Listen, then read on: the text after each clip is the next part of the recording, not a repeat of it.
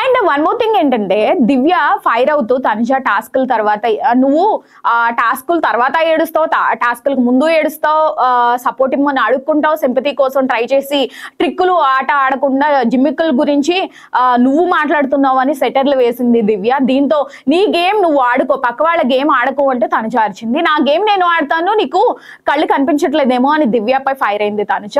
అవునవును, అందరినీ సపోర్ట్ అడుక్కుంటూ ఉంటావు, ఇలా చేతులు కట్టుకుని ఇదే కదా నీకు ఆట అయినా ఏడుపు గురించి నువ్వే చెప్పాలి, ప్రతి గేమ్ తర్వాత ఏడుస్తూనే ఉంటావు అంటూ తను చెప్పే దివ్య రెచ్చిపోయింది. ఇలా చివరికి నామినేషన్ ప్రక్రియ పూర్తయ్యేసరికి లిస్ట్ లో 7 చేరారు. సంజన, సుమన్ శెట్టి అండ్ బర్ని గారు అండ్ కళ్యాణ్, రాము, సాయి, తనుజ.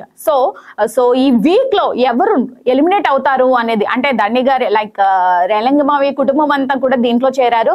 ఈ దెబ్బతో బంధాలన్నీ పటాపంచలైపోయాయి. సో చూడాలి, ఇప్పుడైనా బర్ని గారు ఆట మీద శ్రద్ధ చూపిస్తారా, ఆ బాండింగ్ మైకంలో ఇంకా కూరుకుపోతారా ఏంటి అనేది మీకేమనిపించిందో కామెంట్ బాక్స్ లో కామెంట్ చేయండి.